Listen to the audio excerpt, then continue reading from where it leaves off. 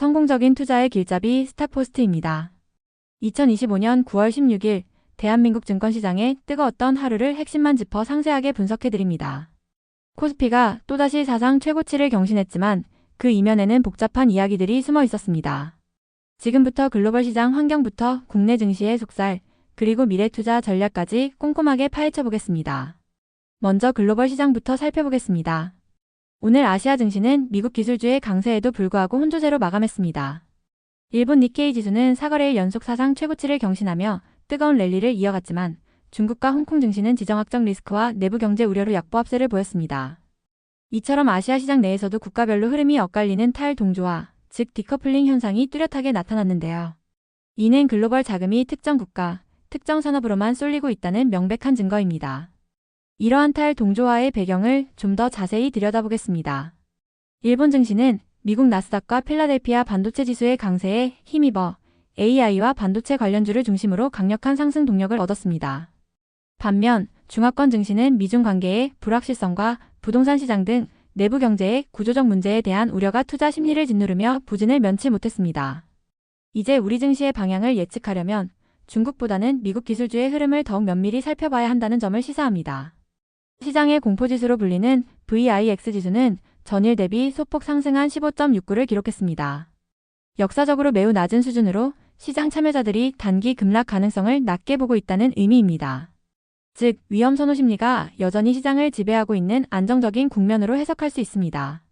하지만 소폭 상승했다는 것은 이 안정 속에서도 중앙은행의 통화정책이나 주요 경제지표 발표 같은 잠재적 위험에 대한 경계감이 존재한다는 뜻입니다. 안정 속 경계, 이것이 현재 시장의 심리 상태입니다. 글로벌 자금 흐름의 기준점인 주요국 국채금리는 각기 다른 목소리를 내고 있습니다.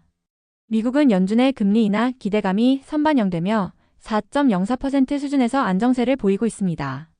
반면 일본은 무려 17년 만에 최고 수준인 1.60%까지 치솟으며 통화정책 정상화에 대한 기대감을 키우고 있습니다. 중국 역시 경제활동에 대한 긍정적 전망이 반영되며 1.88%로 상승했습니다. 이처럼 각국의 경제 상황에 따라 금리 방향이 달라지고 있습니다. 여기서 우리가 가장 주목해야 할 변수는 바로 일본 국채금리의 급등입니다. 지난 수십 년간 글로벌 투자자들은 제로금리의 엔화를 빌려 한국 증시를 포함한 해외 고수익 자산에 투자하는 엔캐리 트레이드를 통해 막대한 유동성을 공급해왔습니다. 만약 일본이 금리 정상화에 나선다면 이 자금들이 일시에 청산되면서 엔화로 돌아갈 수 있습니다.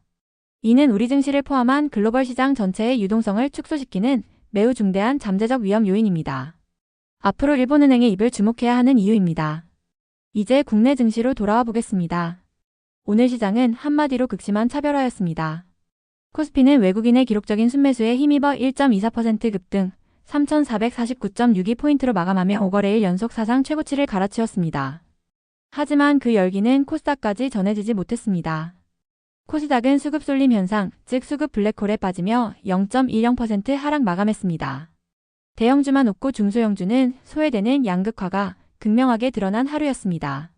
오늘 코스피 랠리의 주인공은 단연 외국인이었습니다. 외국인은 하루 만에 무려 1조 7,028억 원을 순매수하며 지수를 강력하게 끌어올렸습니다. 반면 개인 투자자들은 외국인의 매수 물량과 거의 비슷한 1조 7,634억 원을 순매도하며 대규모 차익 실현에 나섰습니다. 이는 현재 시장이 소수의 주도주만이 시장을 이끌어가는 외국인 주도의 고도로 집중된 랠리임을 명확히 보여줍니다. 오늘 시장의 움직임을 종합적으로 진단해 보겠습니다. 상승 요인으로는 첫째, 1조 7천억 원이 넘는 압도적인 외국인 자금 유입. 둘째, 미국 나스닥과 필라델피아 반도체 지수 강세와의 동조화. 셋째, 정부의 대주주 양도세 기준 유지 소식에 따른 불확실성 해소를 꼽을 수 있습니다. 반면 대규모 개인 투자자들의 차익 실현 매물과 코스피 코스닥 간의 극심한 차별화, 그리고 앞서 말씀드린 일본 국채금리 급등과 같은 잠재적 리스크가 지수의 추가 상승을 제한하는 요인으로 작용했습니다. 원자재 시장도 살펴보겠습니다. WTI 유가는 우크라이나의 러시아 에너지 시설 공격 등 지정학적 긴장이 고조되며 배럴당 63.33달러로 소폭 상승했습니다. 금 가격 역시 미국 연준의 금리 인하 기대감에 온스당 3,734달러를 넘어서며 강세를 이어갔습니다.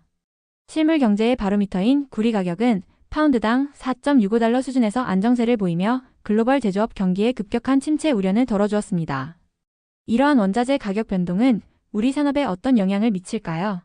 유가 상승은 원유를 전량 수입하는 항공, 해운, 석유화학 업종에는 원가 부담으로 작용하지만 정제 마진이 개선되는 정유업과 에너지 안보가 부각되는 방산, 원자력 업종에는 긍정적일 수 있습니다. 구리 가격의 안정은 반도체, 자동차 등 주력 수출 산업에 긍정적인 신호이며 금 가격 상승의 배경이 되는 달러 약세는 외국인 자금 유입을 촉진하는 우호적인 거시 환경을 조성합니다. 오늘 시장의 돈은 어디로 흘러갔을까요? 두 개의 강력한 테마가 시장을 이끌었습니다. 첫 번째는 바로 반도체 유리기판입니다. 관련 테마 지수가 무려 6.15%나 급등하며 HBM의 뒤를 이을 차세대 성장 동력으로 확실한 눈도장을 찍었습니다. 두 번째는 원자력 발전입니다. AI 데이터 센터의 막대한 전력 수요를 감당할 대안으로 원자력이 재조명받으며 3.41% 상승, 구조적 성장 스토리를 증명했습니다. 가장 뜨거웠던 유리기판 테마의 주요 종목들입니다. 캠트로닉스는 TGV, 즉 유리관 통전극 시생산 라인을 구축한다는 소식에 시장의 기대감을 한몸에 받았습니다. 피롭틱스는 관련 장비 기술 보유 사실이 부각되었고, 기가비스는 향후 시장 개화 시 검사 장비 공급에 따른 최대 수혜주로 꼽힙니다. SKC 역시 2차 전지 동박 사업과 함께 유리기판 신사업 기대감이 더해지며 강세를 보였습니다. 원자력과 방산 테마도 강했습니다. 두산에너빌리티는 SMR과 해상풍력 등 차세대 에너지 포트폴리오를 기반으로 한 구조적 성장 기대감에 보성파워텍은 원자력 플랜트 전문 기업으로 테마 강세에 동반 상승했습니다. 방산주인 LI지넥스원과 한화에어로스페이스는 K방산 수출 확대에 따른 지속적인 실적 성장 기대감으로 견조한 흐름을 이어갔습니다. 반도체와 AI 분야에서는 역시 SK하이닉스가 빛났습니다. HBM 시장의 압도적 지배력을 바탕으로 외국인의 집중 매수를 이끌며 주가 급등을 견인했습니다. DB하이텍은 8인치 파운드리 시장에 견조한 수요가 부각되었고, 의료 AI 분야에서는 뉴로픽과 노을이 각각 혁신 의료기술 선정과 베트남 인허가 획득이라는 호재로 급등세를 연출했습니다. 그 외에도 시장의 주목을 받은 종목들입니다. 농심홀딩스는 라면 수출 호조의 상한가를 기록했고, 일동제약은 비만 치료제 임상 결과 발표 기대감에 상승했습니다.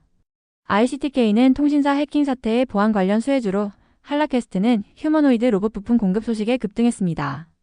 LG디스플레이는 2분기 연속 흑자로 턴어라운드 신뢰감을 주었고, LNF는 코스피 이전 상장 후 수급 개선 기대감에 반등했습니다. 그렇다면 앞으로 시장은 어떻게 될까요? 단기적으로는 외국인 수급과 반도체라는 단일 엔진에 의한 쏠림 현상이 지속될 가능성이 높습니다. 코스피는 3,500선 돌파를 시도할 것으로 보이지만 코스닥은 유동성 부족으로 변동성 높은 박스권 흐름이 예상됩니다. 앞으로 우리는 미국 필라델피아 반도체 지수, 외국인 순매수 규모, 원달러 환율, 그리고 일본은행의 발언을 핵심 변수로 삼고 시장을 모니터링해야 합니다. 스탁포스트가 이러한 시장 상황 속에서 펀더멘털과 성장 스토리를 겸비한 유망 종목 3가지를 선별했습니다. 첫째, 유리기판 테마의 핵심 플레이어 캠트로닉스. 둘째, 에너지 전환과 AI 데이터 센터 전력난의 구조적 수혜주 두산에너빌리티. 셋째, K방산의 핵심으로 실적 고성장이 담보된 LI지넥스원입니다.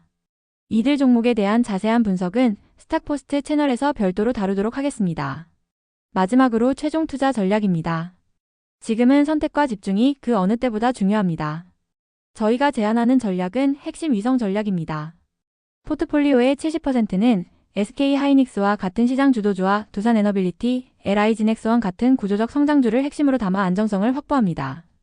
나머지 30%는 캠트로닉스 같은 고성장 테마주와 노을, 뉴로픽 같은 개별 모멘텀이 뚜렷한 종목을 위성으로 편입해 초과 수익을 노리는 전략입니다. 명확한 논리를 가진 소수의 종목에 집중하는 것이 양극화 장세의 해법이 될 수 있습니다. 오늘 준비한 내용은 여기까지입니다.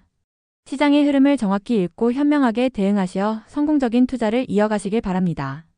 내용이 유익하셨다면 구독과 좋아요 부탁드립니다. 지금까지 스탁포스트였습니다. 감사합니다.